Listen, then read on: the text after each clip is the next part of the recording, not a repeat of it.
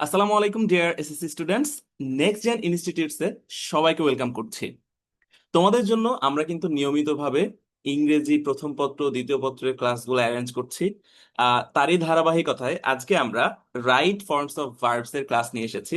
তোমরা আমাদের ইউটিউবে কমেন্টে অনেকে রিকোয়েস্ট করছিলা যে এই টপিকের উপরে ক্লাস নিতে, তো সেই জন্য আমরা এই টপিকের উপর ক্লাস নিয়ে আসলাম। এছাড়াও যদি তোমাদের আরো অন্যান্য টপিকের উপর ক্লাস প্রয়োজন হয়, please do let us know. আমরা অবশ্যই will be very happy to provide you with the class. আমার মনে হয় আমরা আর বেশি কথা না বাড়িয়ে শুরু করে দিই।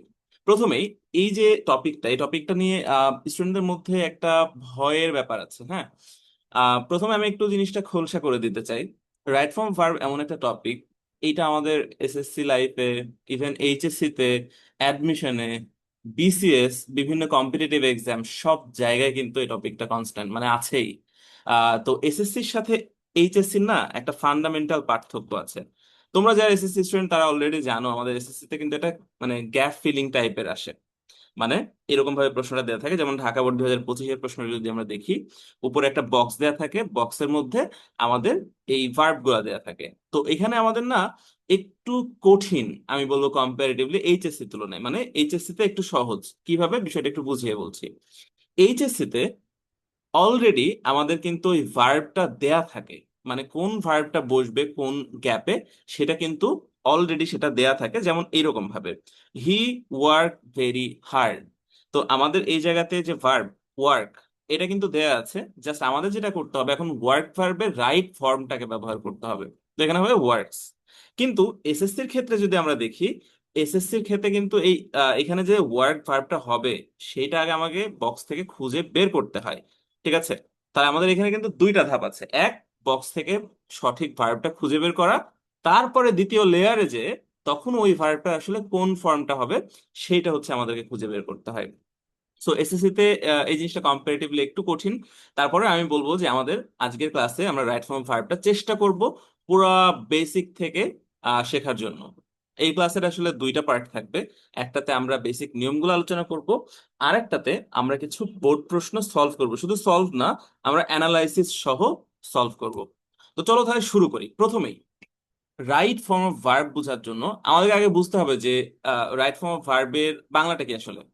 ভার্বের মানে হচ্ছে ক্রিয়া, আর রাইট ফর্ম মানে সঠিক রূপ। তার মানে ক্রিয়ার সঠিক রূপ। ক্রিয়ার সঠিক রূপ তোমাকে বোঝার জন্য আগে বুঝতে হবে ক্রিয়ার বেঠিক রূপ কোনগুলা। প্রথমে তাহলে এইটা চিন্তা করো যে ক্রিয়ার আসলে রূপ কি জিনিস, ক্রিয়ার রূপ কয়টা হয়, এবং কোথায় কোন রূপগুলা মানে ব্যবহার করা সঠিক না। তাহলে আসি, ফর্মস অফ ভার্ব মানে ক্রিয়ার রূপ সমূহ। ওকে, নাম্বার ওয়ান আমরা পাই হচ্ছে বেজ ফর্ম, যেটাকে আমরা সংক্ষেপে V1 বলি। বেস ফর্ম কোনগুলা? একটা ভার্ব তার যে জন্মগত রূপ, ঠিক আছে, যেমন ধরো গো, যেমন ধরো ডু, যেমন প্লে, ইত্যাদি ইত্যাদি। মানে একদম যেই রূপ যেখান থেকে শুরু হয়েছে। দুই নাম্বারে আমরা বলি হচ্ছে পাস্ট ফর্ম, সংক্ষেপে ভার্ব টু বা V2। তাহলে গো এটার পাস্ট ফর্ম হচ্ছে ওয়েন্ট, ডু এটার পাস্ট ফর্ম হচ্ছে ডিড, অ্যান্ড প্লে এর পাস্ট ফর্ম হচ্ছে played. Okay, number three past participle form, যেটাকে আমরা V3 বলি। তাহলে গো ওয়েন্ট এটার V3 হচ্ছে gone, do did done, play played played. তাহলে এটা V3 V2 সিমিলার। ওকে, আচ্ছা তাহলে এই যে তিনটা ফর্ম গেল, এর বাইরে আর কি কি আছে? আর আছে, আমরা এটাকে বলি ইনফিনিটিভ। Infinitive form. ইনফিনিটিভ কি জিনিস? টু প্লাস এই যে প্রথমটা ভার্বের বেস ফর্ম। তাহলে এই প্রথমটার আগে একটা করে টু যুক্ত করে দিই, to go, to do, to play, ইত্যাদি। আচ্ছা, আর একটা ফর্ম হচ্ছে আমরা এটাকে বলি জিরান্ড বা present participle form. জিরান্ড form. জিরান্ড form কি জিনিস? ভার্বের সাথে যখন আমরা আইএনজি যুক্ত করি, তাহলে এই যে ভার্ব ওয়ান এর সাথে আইএনজি যুক্ত করতে হবে। তাহলে গো ওর সাথে আইএনজি যুক্ত করলে হয়ে যাবে going. Do, doing. Play, playing. So এই পাঁচটা গেল। এরপরে আমাদের আরো আরো একটা আছে 6 নাম্বার, যেটাকে আমরা বলি এস বা ইএস বা আইইএস ফর্ম। যেমন তাহলে গো, গোর সাথে হবে ইএস, গোজ, ডাজ, প্লেজ। হ্যাঁ, যদি বলি ক্যারি, বহন করা, তাহলে ওটার সাথে হবে ক্যারিজ, আইইএস। এই যে 6টা রূপ ভার্বের, এই 6টা রূপ সব জায়গায় তো আর সবটা ব্যবহার করা যাবে না। মানে ক্ষেত্র বিশেষে আমাদের হ্যাঁ মাল্টিপল ব্যবহার করা যায়, তবে মোস্ট অফ দ্য টাইম ওই একটা জায়গাতে আমাদের এক ধরনের বা এক রূপের ভার্ব মানে ব্যবহার করাটাই হচ্ছে ম্যান্ডেটরি। যেমন আমি একটা যদি উদাহরণ দিই, আমি বললাম হি কল মি ইয়েস্টারডে। এখন দেখো, হি কল মি ইয়েস্টারডে, সে আমাকে গতকালকে ফোন করে। শুনতে কেমন লাগছে? বাংলাতে আগে জিনিসটা আমরা বোঝার চেষ্টা করব। সে আমাকে গতকালকে ফোন করে নাকি গতকালকে ফোন করেছিল? এই যে গতকালকে, এইটা থাকার কারণেই কিন্তু আমরা বলি যে করেছিল। তার মানে কি, এটা যেহেতু পাস্ট, অতীত নির্দেশক একটা শব্দ আছে, অতীত নির্দেশক শব্দ থাকলে আমাদের ভার্বটা হবে পাস্ট ফর্ম, অর্থাৎ ভার্ব টু। তাহলে কলের ভার্ব টু হচ্ছে কল্ড। তাহলে এই যে ভার্ব যেটা দেয়া আছে, এটার সঠিক রূপটা আমরা এখানে ব্যবহার করলাম, এটাই হচ্ছে রাইট ফর্ম অফ ভার্ব। তাহলে এইখানে আমাদের যতগুলো ফর্ম আছে প্রত্যেকটারই কিন্তু নিয়ম আছে, যে বেস ফর্ম কোথায় কোথায় দিতে হয়, পাস্ট ফর্ম কোথায় দিতে হয়, পাস্ট পার্টিসিপল কোথায় হবে, ইনফিনিটিভ কোথায় হবে, জিরান্ড কোথায় হবে, এস বাই এস কোথায় হবে।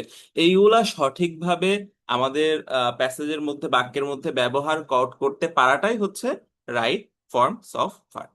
আশা করছি রাইট ফর্ম অফ ভার্ব আসলে জিনিসটা কি সেটা আমরা সবাই বুঝতে পেরেছি। তাহলে আমাদের মূল লক্ষ্যটা কি? এই এই জায়গাতে আমাদের মূল লক্ষ্যটা দেখো, আমাদের বাক্যের অর্থ ঠিক রেখে গ্রামেটিক্যালি অর্থাৎ ব্যাকরণ ভাবে সঠিক ভার্বটা নির্বাচন করতে পারাটাই হচ্ছে আমাদের এই টপিকের মূল লক্ষ্য। তাহলে আমরা এটা সম্পর্কে একটা আইডিয়া পেলাম। এসএসসি আর এইচএসসি প্যাটার্নের মধ্যেও কিন্তু আমরা একটা ক্লিয়ার ডিস্টিংশন লক্ষ্য করলাম। তাহলে আমাদের এইচএসসি র তুলনায় এসএসসি তে কিন্তু ডাবল কাজ করতে হয়। এক, সঠিক ভার্বটা চেনা, আর দ্বিতীয় হচ্ছে সঠিক রূপটা বসানো। তাহলে চলো আমরা শুরু করি। আমাদের পরীক্ষার ধরন থেকে আমরা শুরু করব। আমরা জানি আমাদের পরীক্ষা কি দেয়া থাকে, 10টি শূন্যস্থান সহ একটা প্যাসেজ দেয়া থাকে, বক্সে 10টা উপযুক্ত ভার্ব দেয়া থাকে।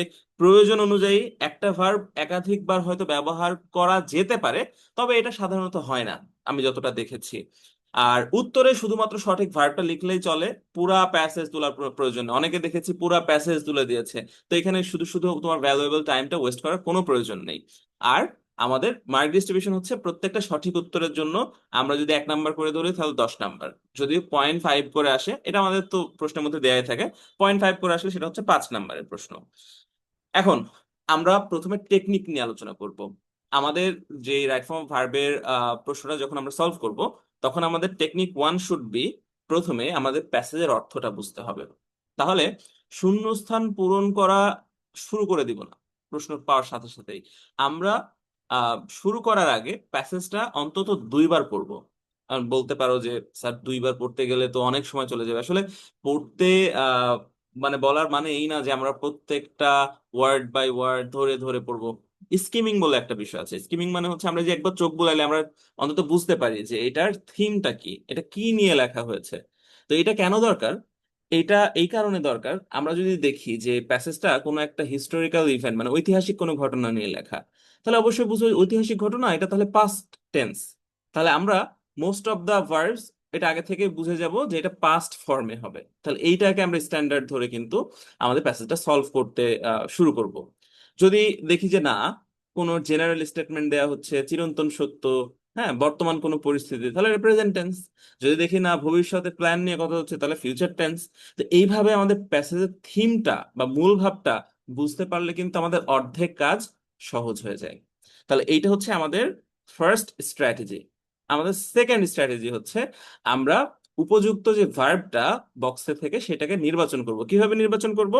আগে দেখো, আগে তুমি সার্চ করবা, খুঁজবা বক্সের কোন ভার্বটি শূন্যস্থানের সাথে সব থেকে মানে মানানসই অর্থ দিচ্ছে। তো সেই অনুযায়ী আমাকে নিতে হবে। অনেক সময় হ্যাঁ মাল্টিপল মনে হতে পারে, তো তখন আগে দেখতে হবে যে সি নাম্বারে যদি মনে হচ্ছে যে এই ভার্বটা হবে, সি নাম্বারে ধরো রিমুভ মনে হচ্ছে তোমার এটা মানে পূরণ মানে এটা দিলে ভালো হবে। আই নাম্বারে ওইখানেও আবার মনে হচ্ছে যে না এখানেও তো রিমুভটা দেওয়া যায়। তো তখন আবার বক্সের মধ্যে তোমাকে খুঁজে দেখতে হবে যে একই অর্থ দেয় এরকম কি দুইটা আছে কিনা।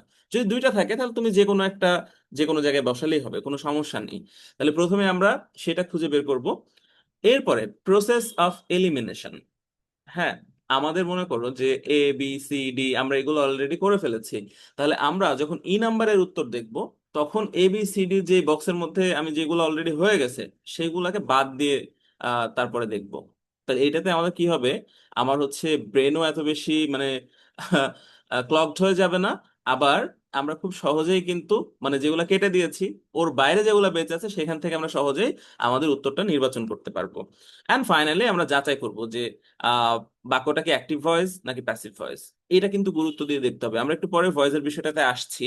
তাহলে মেইনলি আমরা এর আগে যেটা দেখলাম যে আমাদের টেন্স মানে নির্ধারণ করতে হবে। তাহলে আমাদের শুরুতেই আমরা যখন প্যাসেজটা আহ মানে শুরু করব আমাদের সলভ করা, তাহলে প্রথমে আমাদের টেন্স নির্ণয় করতে হবে। আর দ্বিতীয়তে আমাদের আরো একটা কাজ আছে, সেটা হচ্ছে প্রত্যেকটা বাক্য, প্রত্যেকটা ভার্ব যখন আমরা করবো সেটা কিন্তু অবশ্যই দেখবো যে এটা কি is it an active voice sentence or a passive voice sentence, because this is very important. এটা আমরা একটু পরেই যাচ্ছি।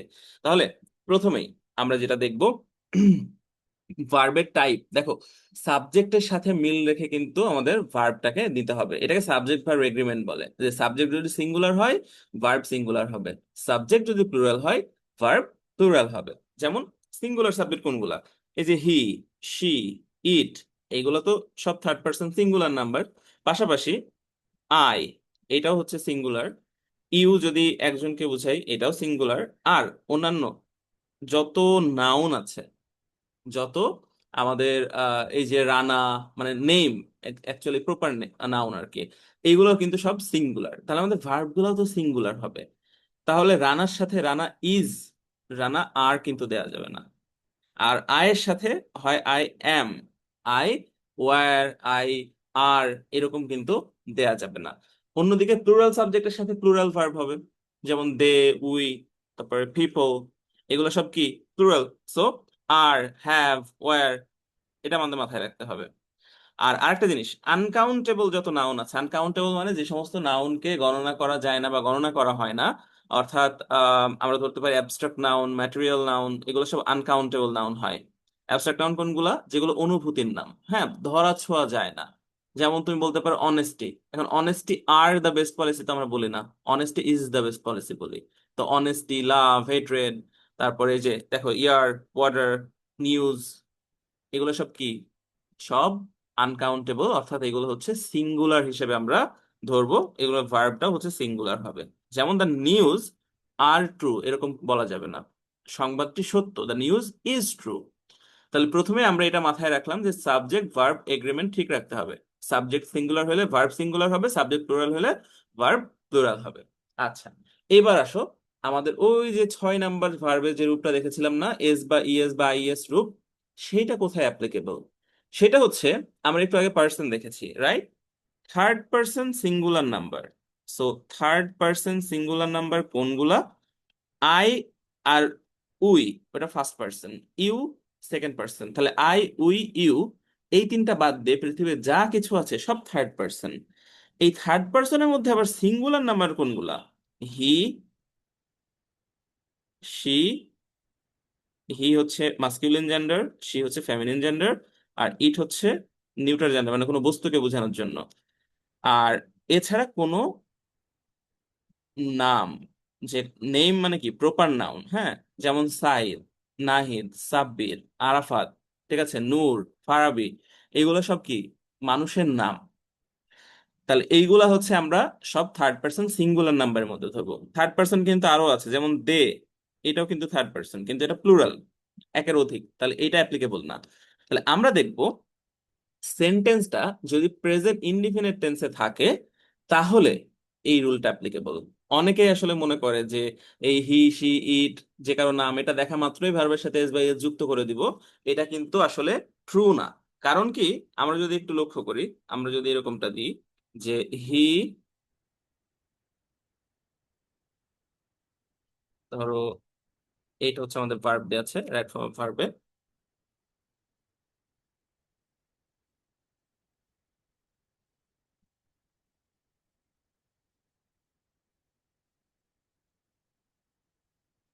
সে গত সপ্তাহে আমাকে একটা চিঠি দিয়েছিল। হ্যাঁ, চিঠি দিয়েছিল বলতে এই জায়গাতে আমরা সেন্ড দিতে পারতাম, আমি গিফট দিলাম, কোনো সমস্যা নেই, মানে হাতে হাতে দিয়েছিল। তাহলে এখন আমাদের মনে হতে পারে সাবজেক্টটা যেহেতু থার্ড পার্সন সিঙ্গুলার নাম্বার, বইয়ের মধ্যেও লেখা আছে, স্যারও বলছে থার্ড পার্সন সিঙ্গুলার নাম্বার হলে ভার্বের সাথে এস বাই এস যুক্ত হয়, তো আমি দিয়ে দিলাম খুব সুন্দর মতো gives, he gives me a letter last week.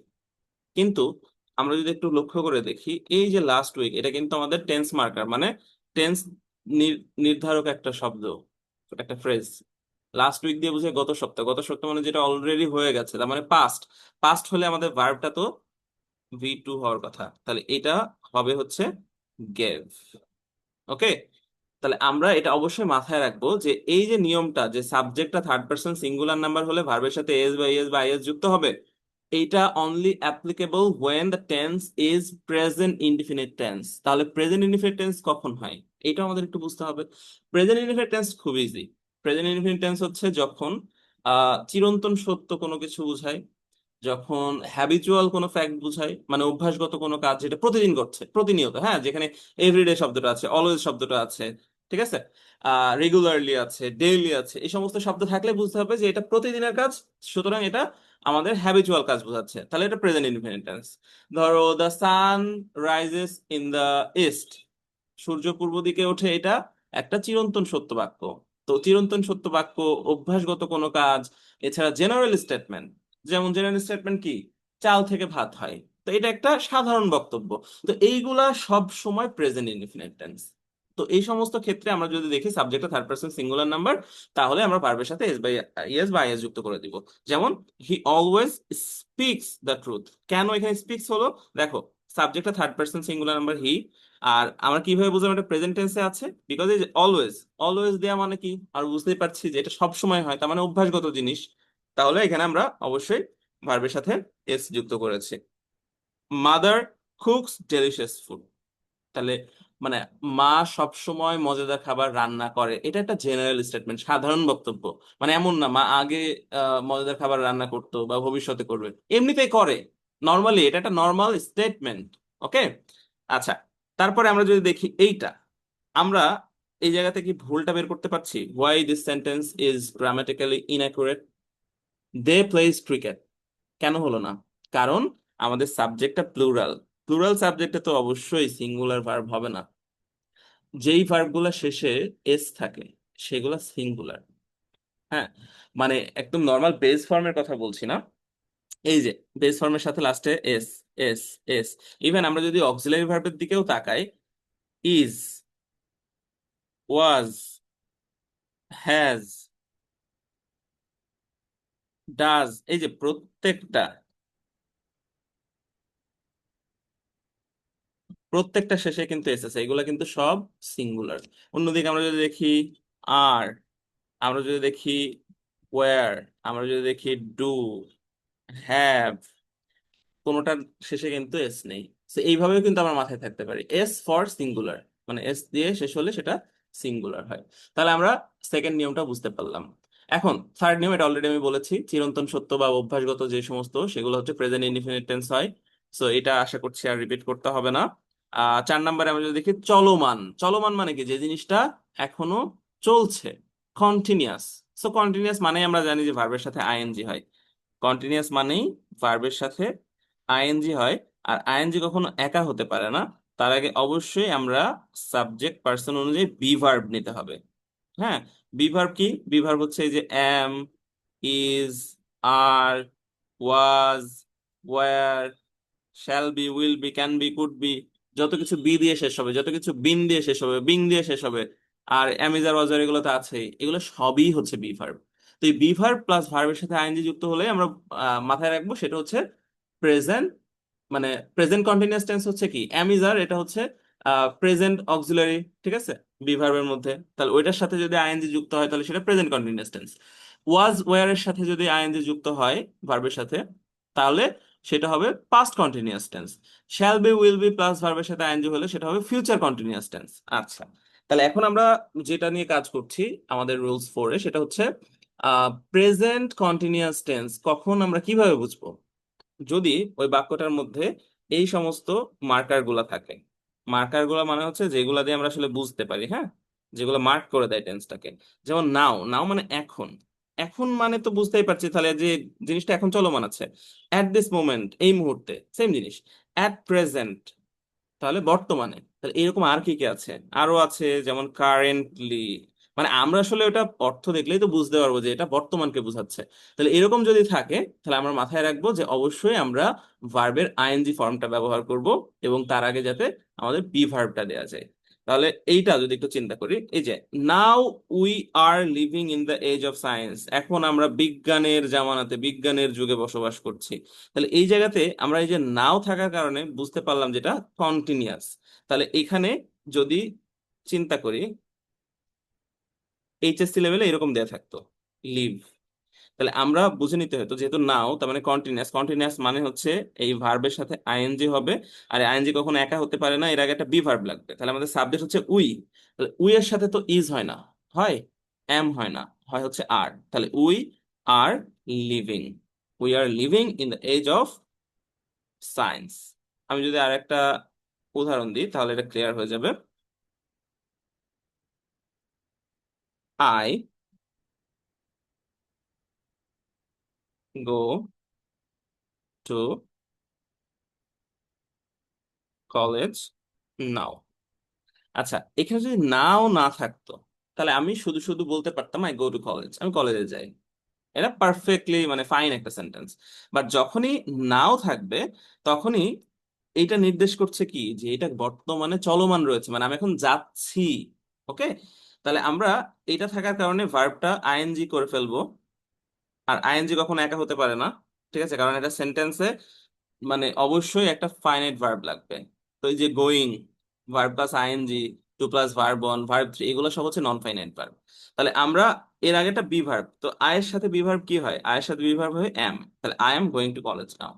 আশা করছি এই নিয়মটা সবাই আমরা বুঝতে পেরেছি। তাহলে যদি এরকম now, at this moment, at present, currently, মানে এই টাইপের শব্দগুলো থাকে যেগুলো দিয়ে আমরা বুঝতে পারি যে এটা বর্তমানে চলমান রয়েছে, তখন ভার্বের সাথে আইএনজি যুক্ত করব এবং তার আগে একটা সুইটেবল বি ভার্ব দেব।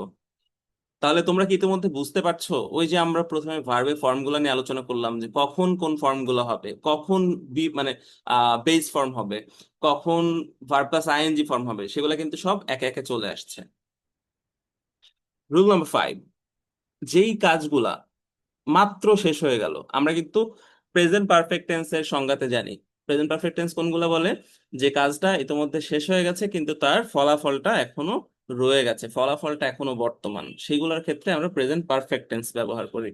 তো সেগুলোর জন্য কিছু টেন্স মার্কার রয়েছে, যেমন অলরেডি, যেমন just, just now, recently, lately, yet, ever.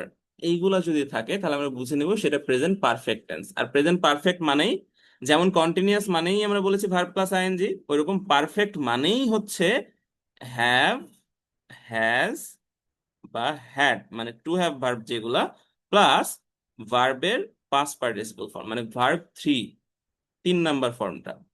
তো প্রেজেন্ট পারফেক্ট যদি হয় তাহলে হ্যাভ আর হ্যাজ প্লাস ভার্ব থ্রি, যদি পাস্ট পারফেক্ট হয় তাহলে হ্যাড প্লাস ভার্ব থ্রি। ঠিক আছে, এইবার আমরা তাহলে এইখানে চলে আসি। দেখো, I have already forgot his name. He has left the place just now. Have you ever been to Cox's Bazar? এগুলা সব পারফেক্ট হলো, কেন হলো? বিকজ এই জায়গাতে আমরা দেখছি অলরেডি আমাদের tense marker, just now tense marker, এই যে এভার টেন্স মার্কার। তাহলে এইগুলা থাকলে আমরা বলেছিলাম কি হবে, প্রেজেন্ট পারফেক্ট। প্রেজেন্ট পারফেক্ট মানে to have verb plus verb three, এই যে have verb plus verb three, have verb plus verb three, have verb plus verb three. এটা হচ্ছে যে বি ভার্বের ভার্ব থ্রি। ওকে, তাহলে আমি যদি একটা উদাহরণ দিই।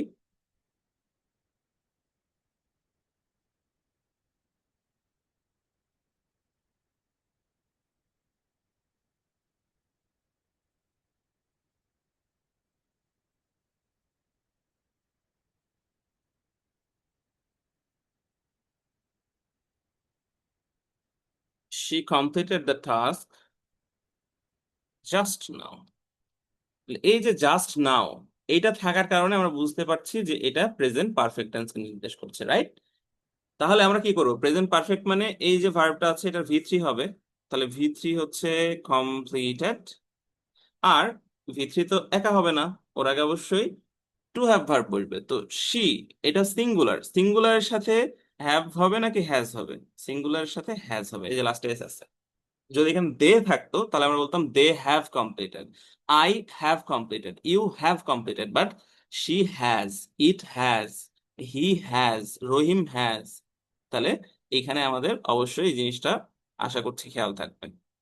তাহলে রুল নাম্বার 5 ডান। এখন আসি রুল নাম্বার 6। তাহলে এতক্ষণ আমরা যে টেন্স মার্কার গুলো দেখলাম সেগুলো সব প্রেজেন্ট টেন্সকে নির্দেশ করছিল।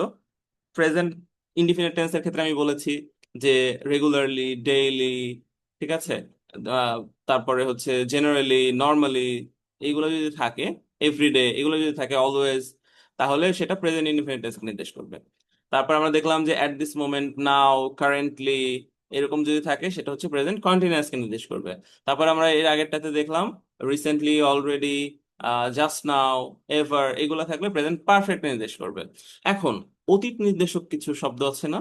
Yesterday, last night, last month, last century, last দিয়ে যা যা আছে, ago, long since, once, in the past, এইগুলো যদি থাকে আমরা বুঝে নেব সেটা পাস্ট টেন্সকে বোঝাচ্ছে। সুতরাং আমাদের যে ভার্বটা, সেই ভার্বটাও পাস্ট ফর্মে হবে, অর্থাৎ ভার্ব টু তে হবে। ওকে। একটা স্ট্র্যাটেজি বলি। যদি দেখো যে প্যাসেজের শুরুতেই কোন একটা সাল দিয়ে শুরু হচ্ছে, যে ইন 1971, তাহলে পুরো প্যাসেজটাই একটু আমরা পড়ে দেখলে মানে দেখতে পাবো যে ওটা পুরোটাই পাস্টে লেখা হয়েছে। হ্যাঁ, কম বেশি দু একটা সেন্টেন্স এদিক ওদিক হতে পারে, হয়তো অতীতের কথা বলে এখন লাস্টের দিকে বর্তমানের সাথে কানেক্ট করে দিচ্ছে। তো ওইগুলোর ব্যাপারে আমরা একটু কেয়ারফুল থাকবো। তাহলে এখানে যদি আমরা একটু দেখি, I met him last night, তাহলে লাস্ট নাইট এটা দেয়া মানেই অতীতকে নির্দেশ করছে। তাহলে আমরা এখানে কিন্তু এই যে মিট, এটা এই ভার্বটা বক্সে দেয়া থাকবে, আমরা এটাকে মেট করে দিতে হবে, ভার্ব টু। ঠিক একইভাবে অ্যারাইভ দেয়া থাকবে, ইয়েস্টারডে, এটা দেখে বুঝতে হবে পাস্ট, হয়ে যাবে অ্যারাইভড। তাহলে আশা করছি আমাদের এই অতীত সময় নির্দেশক গুলা মাথায় থাকবে। এখন আমরা ওই যে ভয়েসের কথা বলছিলাম না, আসো আমরা আজকে ভয়েস, আজকের ক্লাসের জন্য ইট শুড বি ফাইন। হ্যাঁ, আমরা 30 মিনিট দিয়ে কমপ্লিট করব।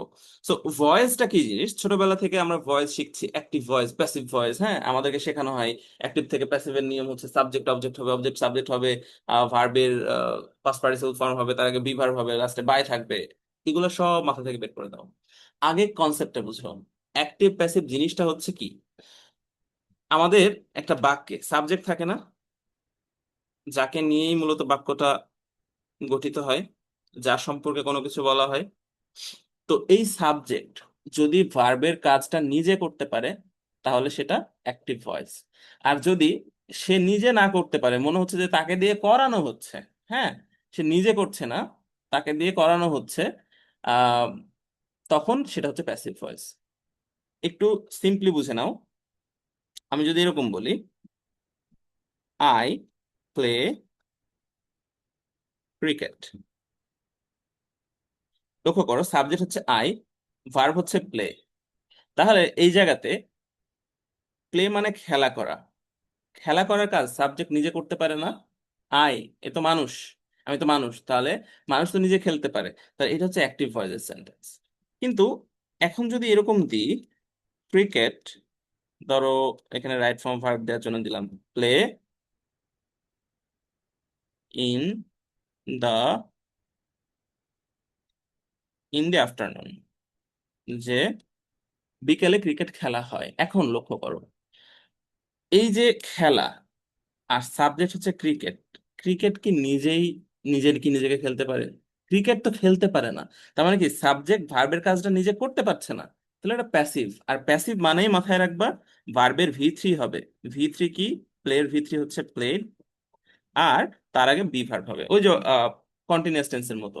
হ্যাঁ, কন্টিনিউয়াসে ভার্বের আইএনজির আগে বি ভার্ব হয়, আর প্যাসিভে হচ্ছে ভি3-র আগে বি ভার্ব হয়। তাহলে ক্রিকেটের সাথে বি ভার্ব কি হবে? ক্রিকেট তো সিঙ্গুলার, তাহলে আমরা আর দিব না, cricket is played in the afternoon. এই হচ্ছে অ্যাক্টিভ প্যাসিভের বিষয়টা। তাহলে তুমি যদি দেখো যে সেন্টেন্সটা দেয়া আছে সেটা হচ্ছে একটা অ্যাক্টিভ সেন্টেন্স, অ্যাক্টিভ সেন্টেন্সের ক্ষেত্রে অবশ্যই খেয়াল রাখবা যে যদি বি ভার্ব আসে তারপর একটা আইএনজি হবে। আর প্যাসিভের ক্ষেত্রে আমরা তো অলরেডি বুঝে গেলাম যে be verb plus verb three হবে। ওকে, তাহলে এখানে একটু দেখি সেন্টেন্সটা, একটু লক্ষ্য করো।